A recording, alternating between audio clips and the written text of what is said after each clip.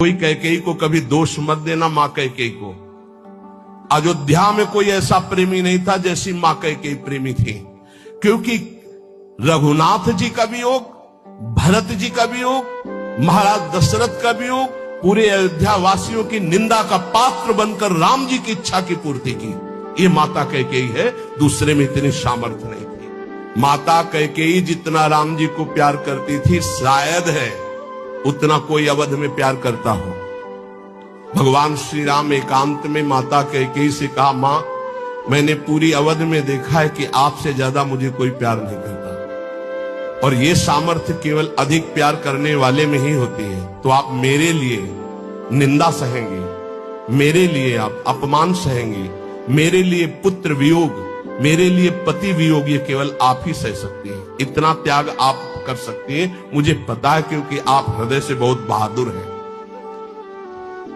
महाराज ने 2 वर दिए थे, आज मैंने वही 2 वरदान राजा से मांगे। और पहले वर से मैंने भरत के लिए राज्य और दूसरे से तुम्हारे लिए 14 वर्षों का वनवास मांगा है। महाराज की इस अवस्था का मुझे बस एक यही कारण ज्ञात है, इसके अलावा विधाता ही जाने। हे माता, बस इतनी सी बात? ये तो बड़ी प्रसन्नता की बात है।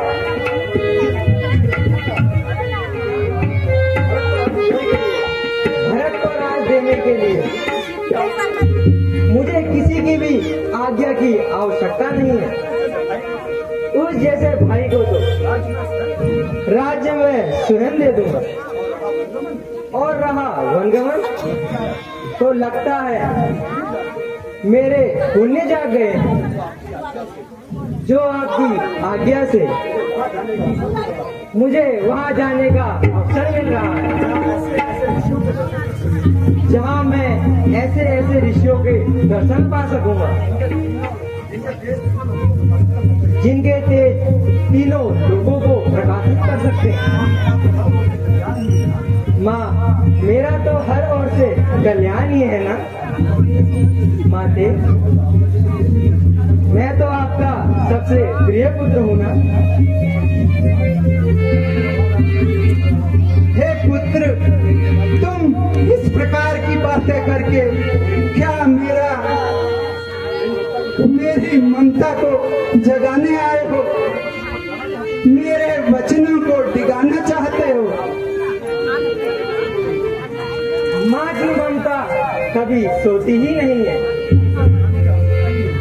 तो उसे जगाने की आवश्यकता ही नहीं पड़ती। वो हर समय अपने संतान की कल्याण की कामना करती है। मुझे क्षमा कर दे पुत्र, मुझे क्षमा कर दे। मैं तुझे वन नहीं जाने दूंगी, मैं तुझे वन नहीं जाने दूंगी। जाने क्यों मेरी मति मारी गई थी। मैं अपने दोनों वर वापस ले लूंगी। माते, मैं जरूर जानता हूँ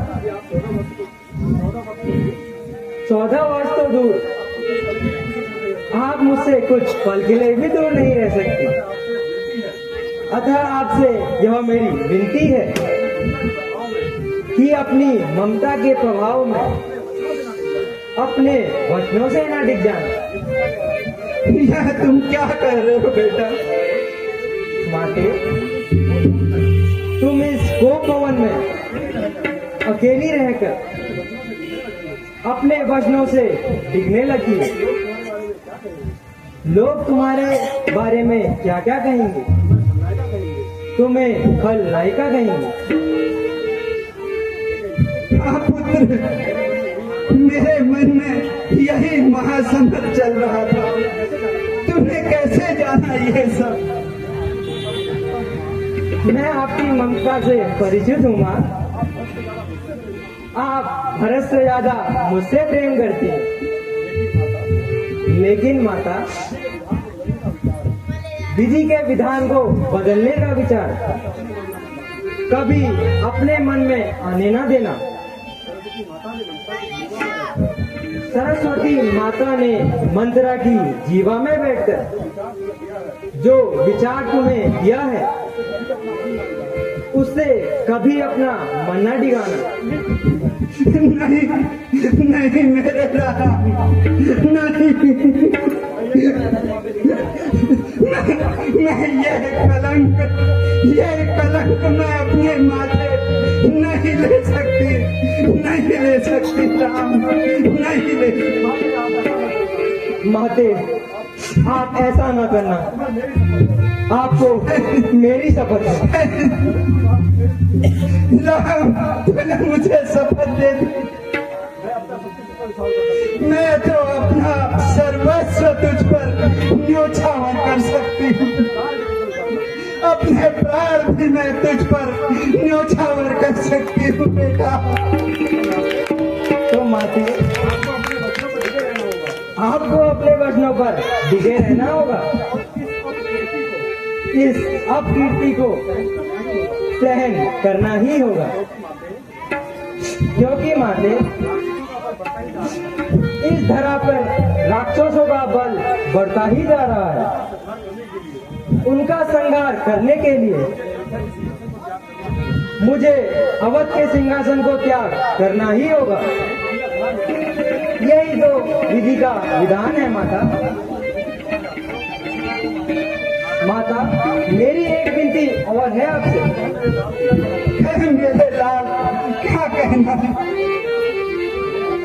हे माता, ये रहस्य हम दोनों के सम्मुख ही रहना चाहिए, पिताश्री और भरत तक या अन्य किसी को भी ये रहस्य पता न चले।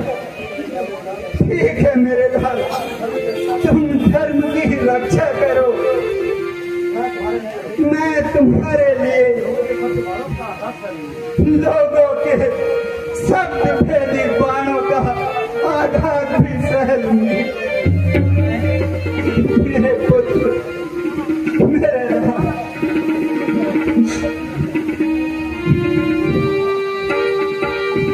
हे माता, मैं जाकर माता कौशल्या से आज्ञा प्राप्त करता हूँ। ठीक है राम, तुरंत जाओ और फिर लौट कर यहीं पर आना। मैं तुम्हें भगवा वस्त्र दूंगी, तुम वही भगवा वस्त्र धारण करके वन को जाना। जो आज्ञा माता।